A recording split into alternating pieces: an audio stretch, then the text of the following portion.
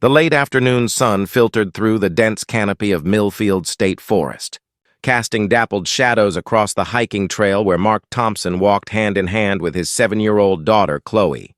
At 34, Mark had made these weekend nature walks a sacred tradition since his wife's death 2 years ago, finding that the peaceful woods helped both him and Chloe process their grief while building new memories together.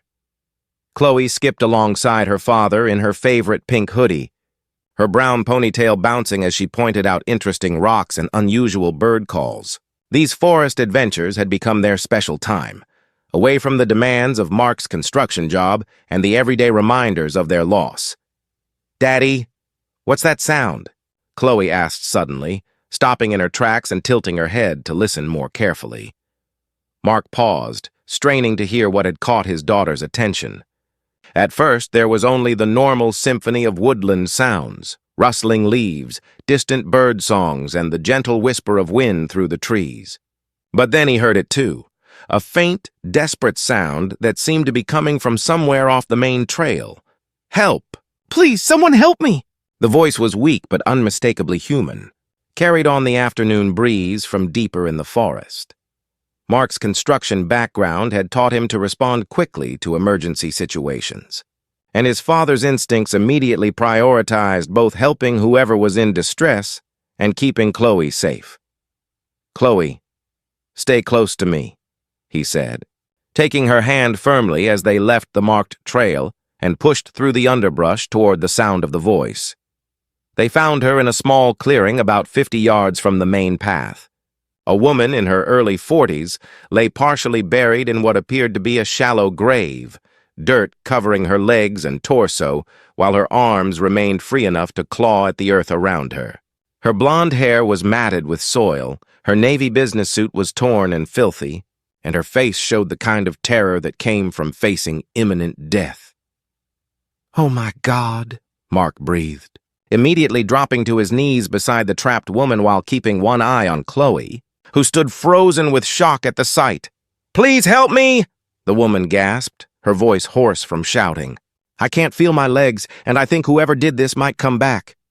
Mark's mind raced as he assessed the situation.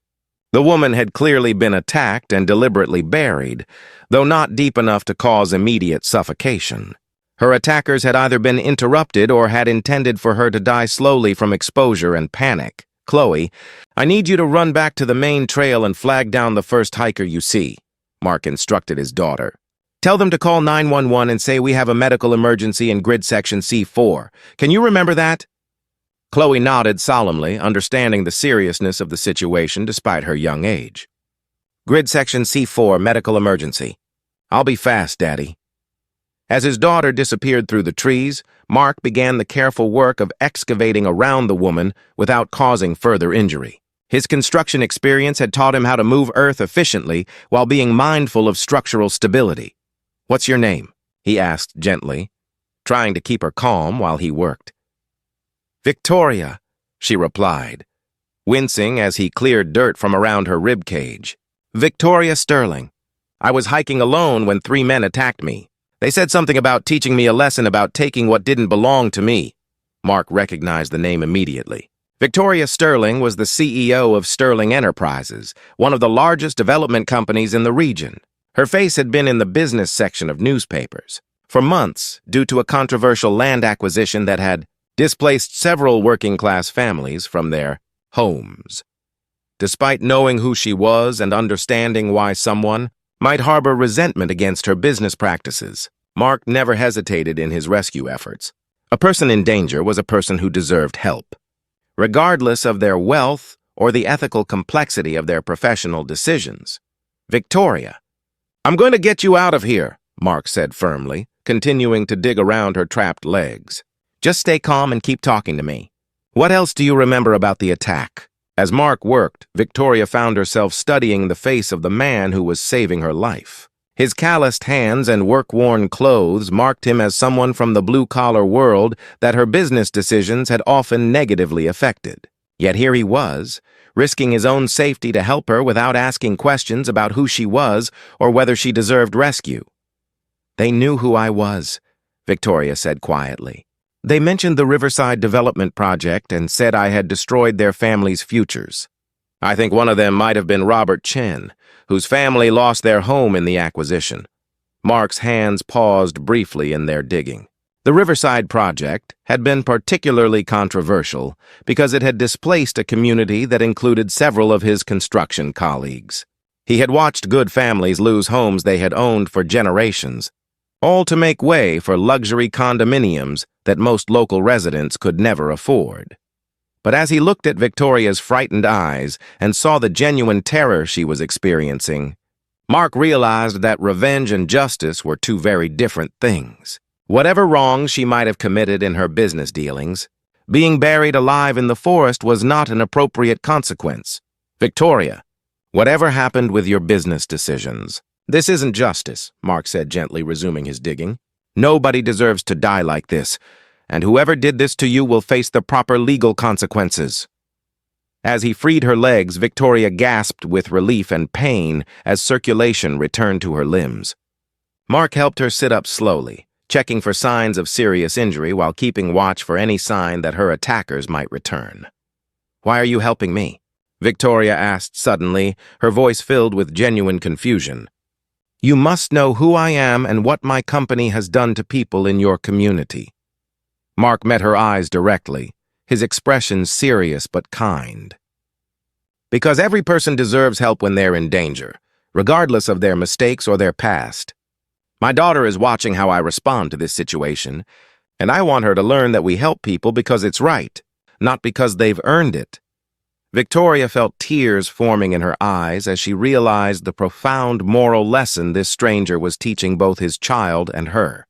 In her business world, help always came with conditions and expectations. Acts of service were calculated moves designed to create obligation and leverage. But this man was risking his safety and time simply because she was a human being in need. "Mark," she said, having heard Chloe call his name earlier, "I need to tell you something. The Riverside Project that displaced those families, I've been struggling with the ethics of that decision for months. What happened today, being helpless and terrified, it's made me understand something important about the powerlessness I've caused others to feel." Mark helped her stand slowly, supporting her weight as she tested her injured legs. "Victoria, I appreciate you saying that, but this isn't the time for business discussions. Right now, we need to focus on getting you medical attention and making sure you're safe."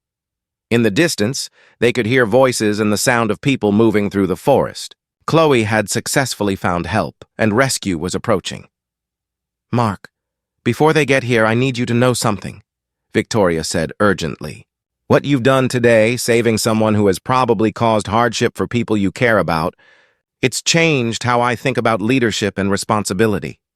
She paused, looking directly into his eyes.